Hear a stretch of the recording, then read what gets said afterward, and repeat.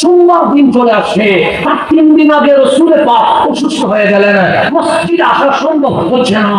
আমার নবী ঘর থেকে বললেন, বেলাল একটা কাজ করো না। বেলাল বললেন, কি করতাম? আবার করে সবাই মিলে আমার যে মুসল্লা আছে খালি আঁকিও না, আমার আবু বকরকে তোমরা জোর করে ইমামতির মুসল্লায় দাঁড় করিয়ে দিয়ে দাও। জানাই দিয়েছেন আমার পরে খলিফার নাম কি? সিদ্দিকে আকবর। সবাই মিলে আমার আবু বকরকে ইমাম বানায় দাও। সিদ্দিক আকবর নবী থাকা অবস্থায় 17 ওয়াক্ত নামাজ পড়াইছে। কত ওয়াক্ত? হযরত আনাস বলছেন, যা ইয়াউমুল ইসনাইন, সোমবার চলে আসছে, ফি ওয়াজহিন নবী, আমার নবী অসুস্থ হয়ে গেলেন। 3 দিন সাহাবায়ে কেরাম নবী দেখে নাই, পাগলের মতো হয়ে গেছে। সোমবার ফজরের নামাজ না দেখার কারণে মসজিদে নববীতে সাহাবীদের ভিড় লেগে গেছে। কয়দিন নবী দেখে নাই? 3 দিন। যারা 1 ঘন্টা নবী না দেখলে পাগল হয়ে যায়, যেগুলো 48 ঘন্টা পার হয়ে গেছে, আমার নবীকে দেখে নাই। সবাই মসজিদে নববীতে চলে এসেছে, ফজরের নামাজ শুরু হয়ে গেছে। সাইয়েদুনা আনাস বলছে, ইমামের নাম সিদ্দিক আকবর, আমরা ইক্তাদাইতু বিহাযাল ইমাম বলে নিয়ত বেঁধে ফেলেছি।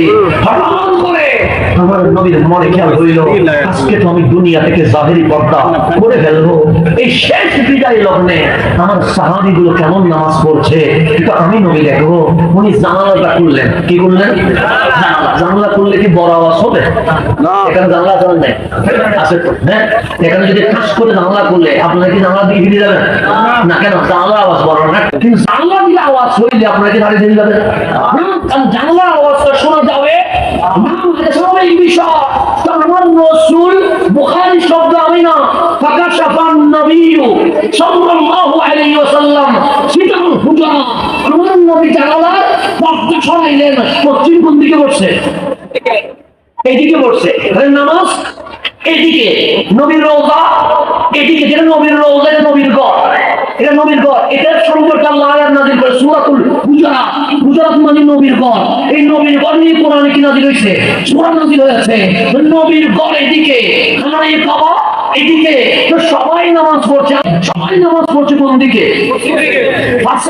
ফাকাশাফান নবী সাল্লাল্লাহু আলাইহি ওয়াসাল্লাম সিতাল হুজরা, আমার নবী জানালার পর্দা সরাইছেন।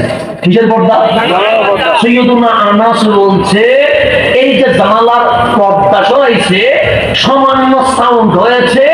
এই সাউন্ডে আমরা সমস্ত মুসল্লি কাবা বাদ দিয়া নবীর ঘরের দিকে ফিরে গেছে।